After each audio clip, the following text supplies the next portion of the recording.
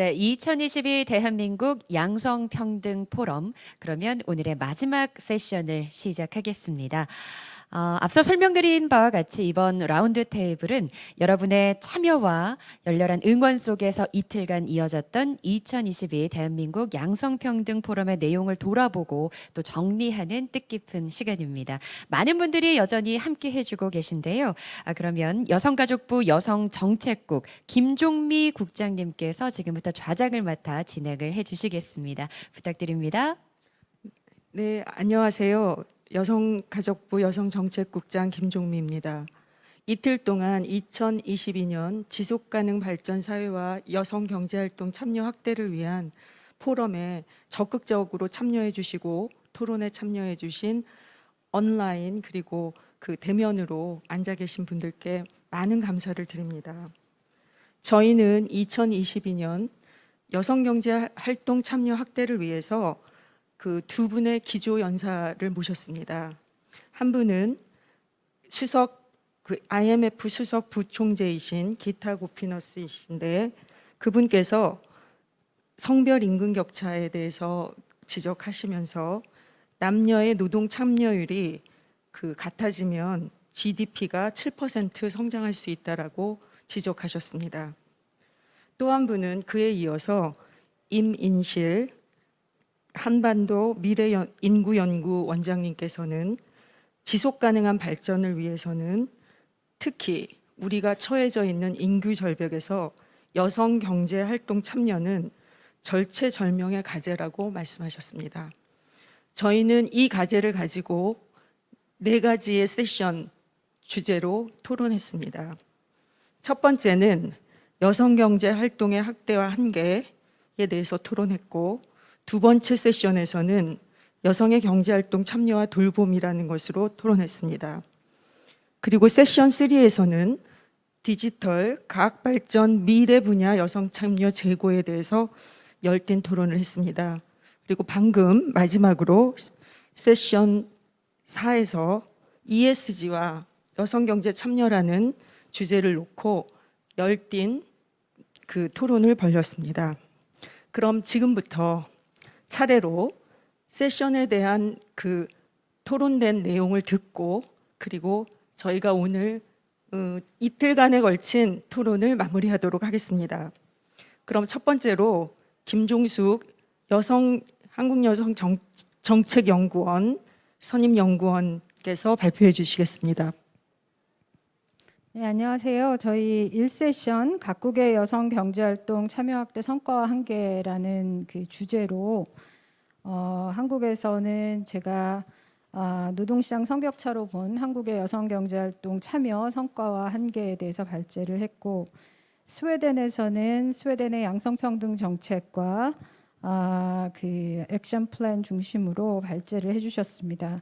주한 호주 대사님의 토론과 독일 성평등 연방재단 이사장님의 토론도 함께 하여서 여성 경제활동 참여 확대를 위한 귀중한 시사점을 얻을 수 있었습니다. 우리나라의 성격차는 잘 아시다시피 가장 대표적으로 노동시장 참여에서의 성격차 그리고 성별 임금 격차로 크게 귀결이 되는데요. 그 문제를 해결하기 위해서 굉장히 오랜 기간 노력해왔지만 여전히 그 문제를 해결하는데 많은 어려움을 겪고 있습니다. 그래서 그 문제들을 해결하기 위해서 다양한 방면에서, 그러니까 다양한 요인이 있기 때문에 다양한 요인들을 점검하고 다양한 답을 얻어야 된다는 독일의 토론자 분의 앤서와 상당히 연결된다는 점을 확인할 수가 있었고요. 여전히 우리나라 여성들의 출산 양육기의 경력 단절 문제 심각하고 여성의 취업 지원을 위한 정부의 노력도 지속되어야 한다는 점들도 말씀을 드리고 싶습니다. 또한 중요한 것은 어제 이제 발제 자료에서도 말씀을 드렸지만 우리나라의 문제는 대기업과 공공부문 그리고 중소기업이 노동시장이 분리되어 있음으로 인해서 중소기업에서 많이 근로하는 여성 근로자들이 제도, 여러 가지 일가정 양립 제도의 접근성이 낮다거나 하는 문제들도 시급하게 해결해야 될 문제점으로 지적을 했고요.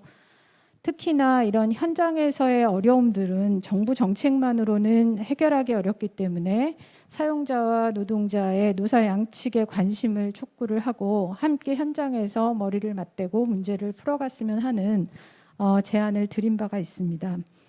이런 한국의 경제활동 참여에 대한 그 문제를 해결하는 데 있어서 어제 스웨덴과 독일에서 발제해 주시고 토론해 주신 분들을 통해서도 중요한 시사점을 얻을 수 있었는데요.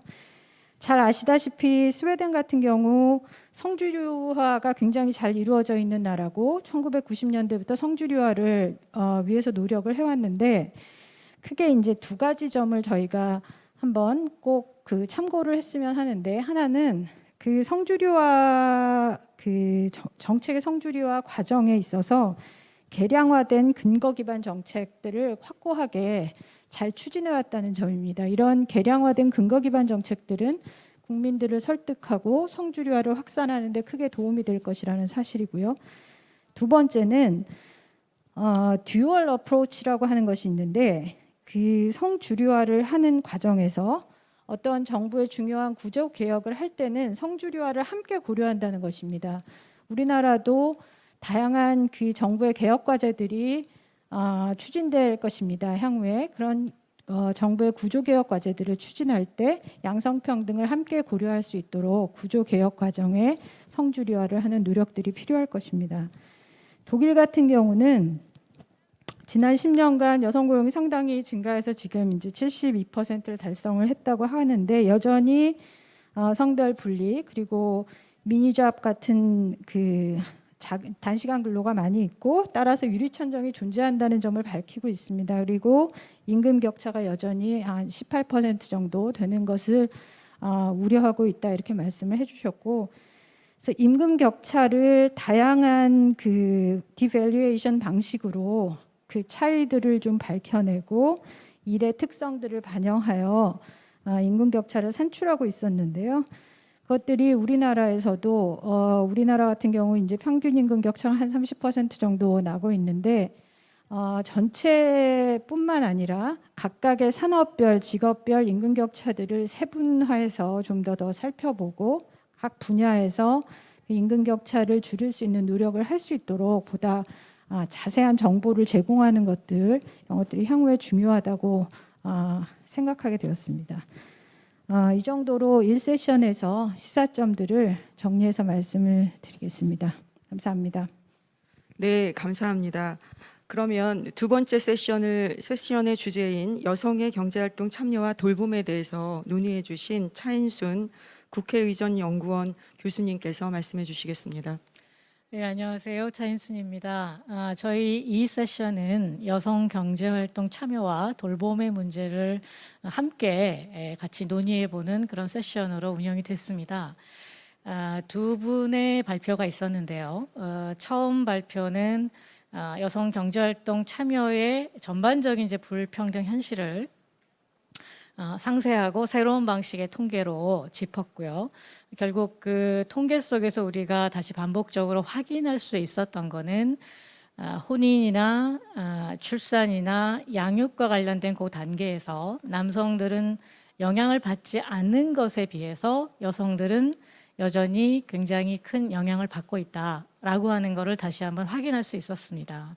동시에 발제자는 근본적인 방향으로 일하는 방식의 변화라고 하는 것을 진지하게 고민을 해봐야 된다. 그거는 곧 여성에게 집중되어 있는 어떤 정책, 프로그램이나 사업을 넘어서서 현재 기업의 일하는 방식에 우리가 초점을 맞출 필요가 있다라고 하는 점을 특별히 인상적으로 제시를 해주셨습니다.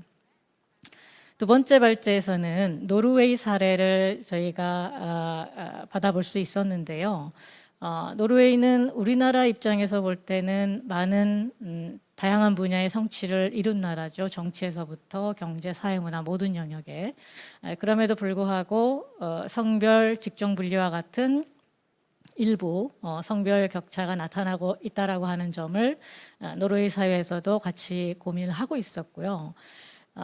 노르웨이 사례에서의 발제자가 가장 중점을 두었던 것은 경력 단절 예방과 관련된 유용한 효과적인 정책의 내용과 방향은 무엇이겠는가에 대한 마지막 부분이었는데 거기서 제시된 것은 일단 단단한 가족 정책, 기반이 단단한 가족 정책이죠. 그 재정도 풍부하고 충분히 지원이 이루어질 수 있는, 서비스도 이루어질 수 있는 단단한 가족 정책에 기반을 해서 유연성을 확보해야 된다. 그리고 특히 영유아기 때 유연성을 확보해야 된다라는 지적을 하셨습니다. 물론 이제 고용 안정을 전제로 한 유연성이겠죠.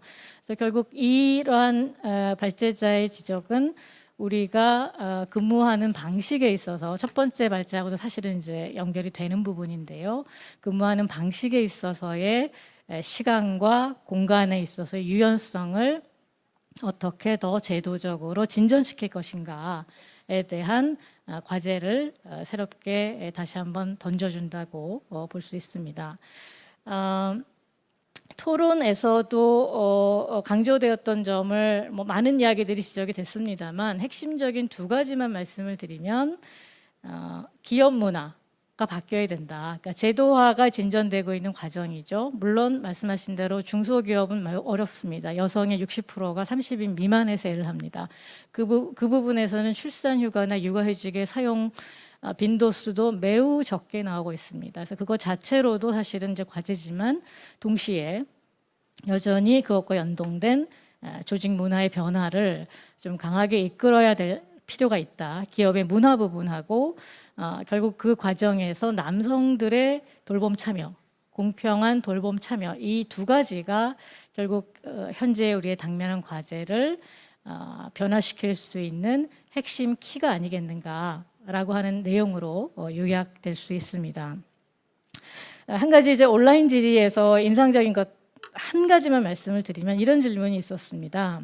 기존의 기업 노동 문화가 남성들을 기본값으로 해서 만들어진 것이라고 볼 때 사실 아무리 그 위에 제도를 얻는다고 하더라도 우리가 이런 여성들의 차별이나 경력 단절 문제를 방지할 수 있을 것인가에 대한 매우 중요한 질문을 해주셨다고 봅니다. 그래서 이것이 뭐 대기업이나 공공부문은 어느 정도 해소되어가는 과정이지만 아까도 말씀드린 것처럼 중소기업은 상당히 요원한 이제 상태라는 점을 다시 확인을 했고요.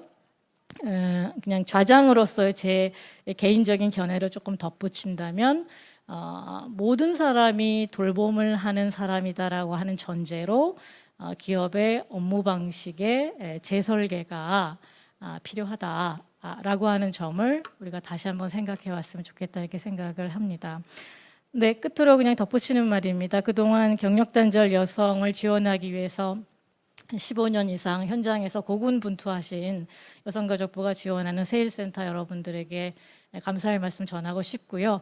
그리고 다문화 가족들, 이주한 가족들의 영재활동 부분에서 대해서도 우리가 조금 구체적으로 다양성 차원에서 관심을 좀 더 기울일 필요가 있겠다라고 생각을 합니다. 이상입니다. 네, 감사합니다. 그동안 그 여성가족부가 해왔던 경력 단절 여성에 대한 정책 그리고 세일센터의 노고에 대해서 또 특별하게 그 제안해 주시고 말씀해 주셔서 되게 감사드립니다. 그러면 다음은 세션 그 세 번째 세션이었는데요. 디지털 과학 기술 미래 분야에 대한 여성 참여 제고에 대한 토론을 했습니다. 신용현 연세대 물리학과 교수님께서 그 정리해 주시겠습니다. 예, 신여연입니다. 세션 3에서는 디지털, 과학기술 등 미래 분야 여성 참여 제고라는 주제로 발표와 토론이 있었습니다. 저는 이런 주제를 하나의 별도의 세션으로 여성가족부가 만든 것에 큰 의미가 있다고 생각을 합니다.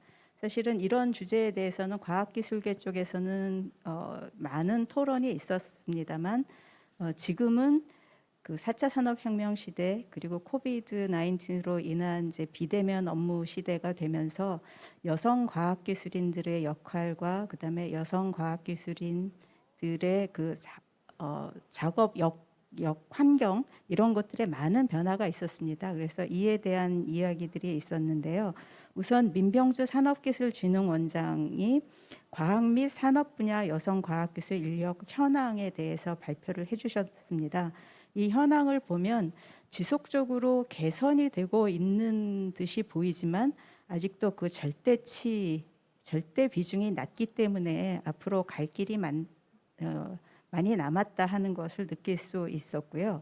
이런 점을 타개하기 위해서 민병주 원장은 AI 디지털화, 데이터 분석 등 제조 서비스업 분야의 R&D 사업들에 대해서 성인지 예산제도 대상 사업으로 선정, 확대하는 것이 필요하다. 그리고 여성 인력의 지속적인 재교육 프로그램을 개발하고 육성 지원하는 것이 필요하다.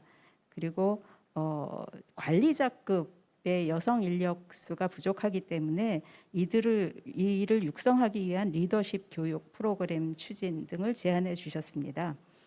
그리고 두 번째 발표는 OECD의 알렉산더 콜레치아 님께서 과학기술 혁신팀장이신데요. 발표를 해주셨는데 세계적으로 과학기술 분야에서의 남녀 격차가 굉장히 크다 하는 것을 여러 가지 통계 자료를 통해서 그리고 사례를 통해서 데이터를 보여주셨습니다.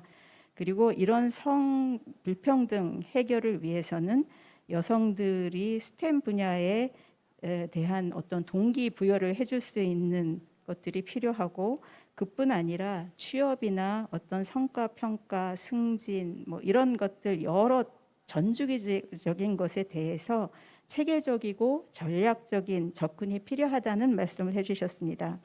이런 전략이나 정책들이 전 세계적으로 굉장히 많은 수의 정책들이 시행되고 있는데 이게 이제 단편적으로 수행이 되고 있기 때문에 이를 전략화하고 체계화하는 것에 대한 필요성을 말씀을 해주셨고요. 특히나 이런 정책이 있다는 것에 만족하는 것이 아니라 제대로 모니터링하는 것에 대한 중요성을 말씀을 해주셨습니다. 토론 시간에는 구글 코리아의 민혜경 총괄님께서 발표를 해주셨는데 이때는 이제 양성평등보다는 아까 세션 4에서도 많이 이야기됐던 그 다양성이 존중받는 조직 문화 그리고 일터 환경 그런 인사 관리 중요성을 이제 말씀을 해주셨고요. 구글에서 현재 하고 있는 그 사례들을 발표를 해주셨습니다.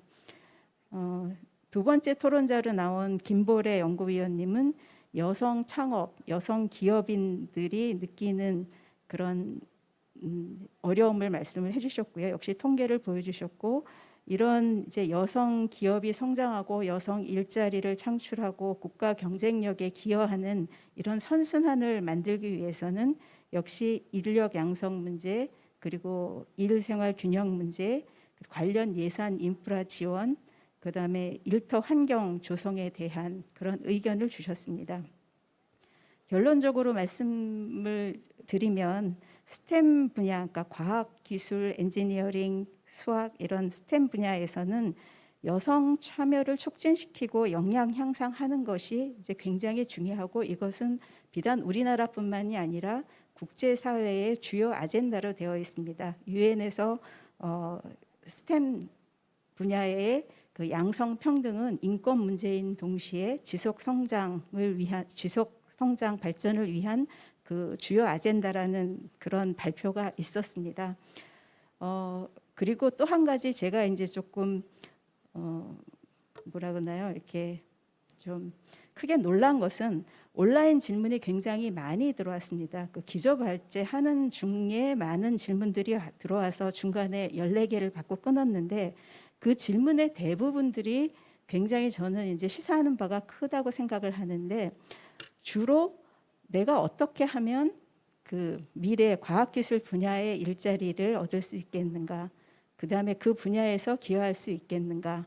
우리 애들을 어떻게 하면 어떤 교육을 시키면 아니면 내가 어떻게 재교육을 받으면 미래 사회에 대비할 수 있겠는가? 그래서 자기가 주체가 되는 뭐 이런 거가 필요하다 이런 거가 지원해 달라는 것이 아니고 자기가 주체가 되는 그런 질문 내용들이 많아서 저는 이제 굉장히 좋았다고 생각을 합니다. 그래서 여성가족부에서 그 질문 들어온 내용들에 대해서 조금 이제 그 참조를 하셔서 어떤 정책 수립하는데 이용을 하시면 좋겠다고 생각을 했습니다.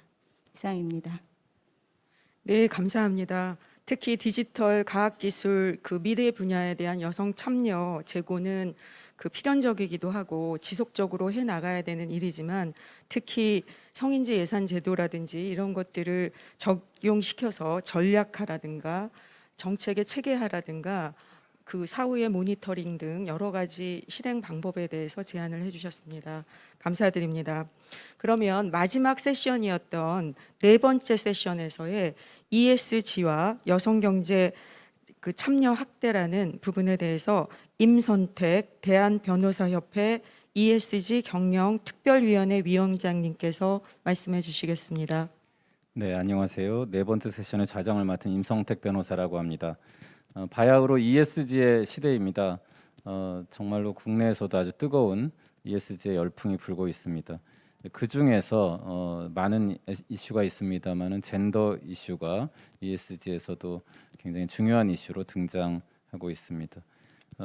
그래서 뭐 성 비율, 여성 비율 혹은 여성 임금 비율 이런 것들을 지속 가능성 보고서에서 공시해야 하는 그런 상황에 직면하고 있습니다. 기업들은 이를 단기적으로는 비용이라고 생각하겠지만 오늘 발제와 토론에서 이야기가 나온 것은 여성 참여를 확대하는 것은 비용이 아니라 장기적으로 기업의 경쟁력을 높이는 길이고 수익성을 높이는 길이다. 지속 가능한 기업의 발전을 위해서 필수적이다라는 이야기를 했습니다. 한국에서도 이런 ESG 맥락에서 여성 이슈를 법제화하고 있습니다. 예를 들어서 주권상장법인 중에서 2조 이상의 주권상장법인은 1명 이상을 여성 이사를 두도록 하고 있습니다. 오늘 발제와 토론에서 물론 이 제도가 일종의 낙수 효과를 가져올 수 있겠지만 이사 1명을 특히 이제 현실을 보면 사회이사를 이제 대부분 1명을 선임하고 있는데 2조 이상 상장법인 중에서 사내이사를 여성으로 하고 있는 회사는 4개밖에 없다고 합니다. 그리고 그 중에서 총수 일가가 아닌 사내이사를 두고 있는 회사는 한 군데밖에 없다고 합니다. 이것이 아직은 한국의 현실이고 게다가 의무화되어 있지 않은 대부분의 기업에서는 여성이사 비율이 5%도 미치지 못하고 있습니다.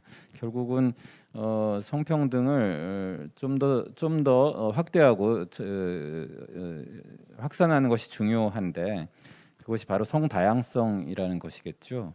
그런데 저희 이번 세션에서의 토론은 다양성을 확보하기 위해서도 혹은 그 필수적인 전제와 요건으로 형평성과 포용성이 매우 중요하다라는 이야기를 나누었습니다. 그 사례로 이제 SM 코리아에서 나온 사례가 Men's as Advocates라는 활동을 얘기를 하셨는데요. 그러니까 옹호자로서의 남성들이라는 이제 모임입니다. 결국 회사 안에 성평등이 실현되기 위해서는 포용적인 문화가 중요하고 특히 남성이 중요하다라는 관점에서 이런 모임들을 하고 있다라는 말씀을 해주셨고요. CJ 제일제당은 아까 이제 우리나라 임원 비율이 5% 정도에 그치고 있음에도 불구하고 CJ 제일제당은 14%에 이르고 있다고 합니다. 여성 임원 비율이. 그렇게 된 데에는 실제로 여성을 존중하는 문화와 제도, 뭐 휴가제도 혹은 근로제도들이 구비되어 있었기 때문에 가능했다. 결국 다양성은 그런 형평성이나 포용성을 위한 제도와 문화에서 힘을 받을 수 있다 이런 얘기를 하셨습니다. 마지막으로 결국 ESG 맥락에서 보면 이런 여성 이슈를 해결하는 것이 법과 제도도 중요하지만 ESG는 시장의 언어이고 투자자의 흐름입니다. 그래서 공시나 공급망이나 금융이나 투자 사이드에서 이런 여성을 존중하는 기업에 관한 관심이 높아져야 되겠다라는 이야기로 결론을 지었습니다. 결국 ESG의 어떤 이런 흐름이 젠더 평등을 강화하는 계기가 되기를 바랍니다. 이상으로 마치겠습니다. 네, 감사합니다. 지금까지 모든 그 4가지 세션의 주제는 결국은 성주류화 그 정책에 대한 제안이라고 생각되어집니다. 그래서 여성의 노동 활동이라든지 경제 활동 참여의 확대는 지금 놓여진 어려움 속에서 절체절명의 우리가 해야 될 그 정책 중에 하나이고, 그런 의미에서 그 정책뿐만 아니라 예산 편성 그리고 성평등 정책 등 여러 가지를 저희가 종합적으로 그 전략적으로 다가가서 정책을 제안하고 계획을 세우고, 그리고 저는 특히 그 돌봄 세션에서 되게 인상적이었던 것은 짧은 정책과 단기적인 정책과 장기적인 정책을 함께 세워서 그것을 꼭 실현할 수 있도록 모델을 개발하고 그것을 현실 속에서 우리가 적용해 보는 그런 것들이 꼭 필요하다라는 얘기를 해주셨습니다.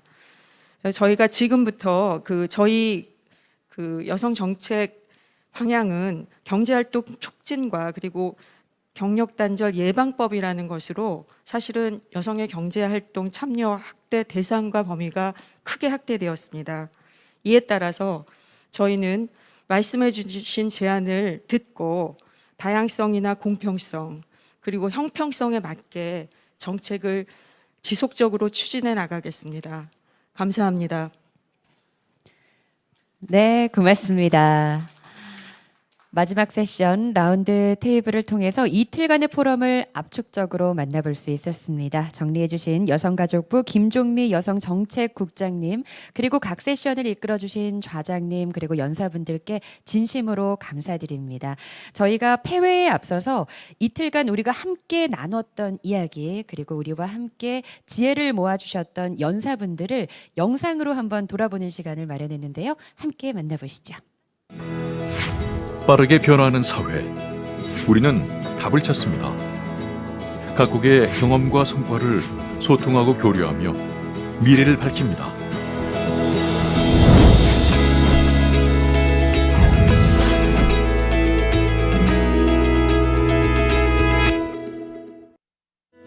(2021년) 합계 출산율 0.81명, 핵심 노동인구 고용률 OECD 36개국 중 29위, 생산인구 감소, 팬데믹 충격 등 어려운 현실에도 반드시 나아갈 방향을 찾는 변화를 넘어 지속가능한 사회를 제시하는 우리는 현장과 정책을 잇는 혁신 브릿지, 오늘 내일의 답을 준비합니다.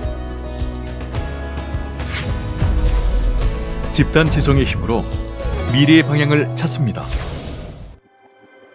그간 포럼은 지속가능한 사회 발전을 위해 우리 사회가 함께 풀어야 할 화두를 던져봤습니다. 청년 세대의 당면 과제와 사회 안전망을 강화하기 위한 다양한 논의를 통해 포럼은 모두를 위한 대한민국의 성장을 뒷받침했습니다.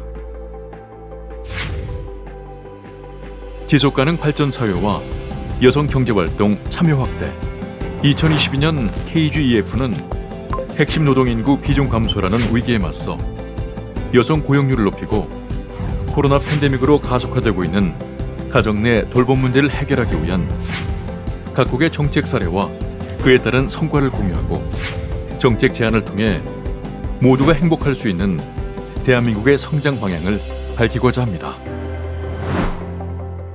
모두를 포용하는 지속가능 국가 대한민국, 2022년 우리는 대한민국의 내일을 만납니다.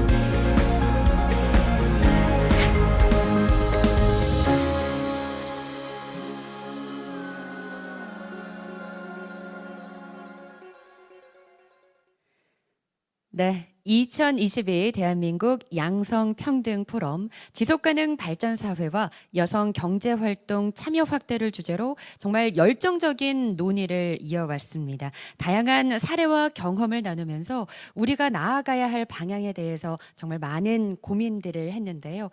답을 찾기도 했고 또 다른 고민과 질문들을 남기기도 했습니다. 여성 경제활동 참여와 관련해서 정책, 돌봄, 그리고 스템 분야, ESG까지 다양한 담론과 함께 열심히 달려왔던 2022 대한민국 양성평등 포럼, 이제는 마무리해야 할 시간인데요. 마지막으로 이기순 여성가족부 차관님을 모시고 폐회사를 청해 듣겠습니다. 차관님을 무대로 모시겠습니다. 박수로 환영해 주십시오.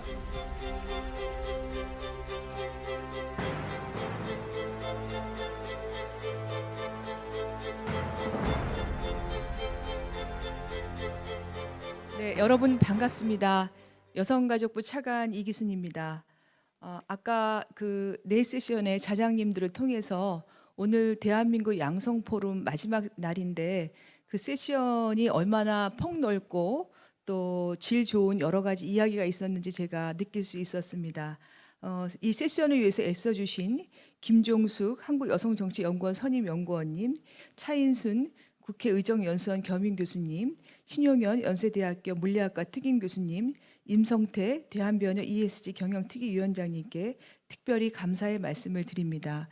그리고 지금 이거를 유튜브를 통해서 온라인을 통해서 보시고 계신 여러 분야에 계신 우리 참여자들 분께서 정말 좋은 질의와 제안을 해주셔서 이틀 동안 내내 함께 해주신 데 특별히 감사의 말씀을 드립니다.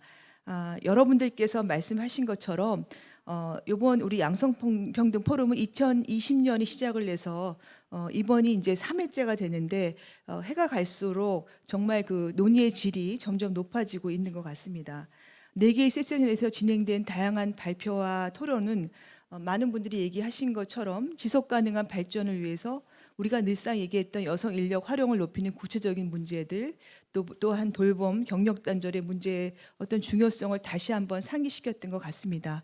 특히 3세션에서 얘기됐던 디지털 기술, 스템 분야의 여성과학 인력의 확대 부분은 앞으로 우리가 해야 될 과제와 비전을 제시했다고 보고, 특히 친환경, 사회적 책임 경영, 지배구조 개선이라는 ESG 사회 가치 경영에 그 성평등을 어떻게 녹일 수 있는가는 기업한테 상당히 시사하는 바가 컸다고 생각을 합니다.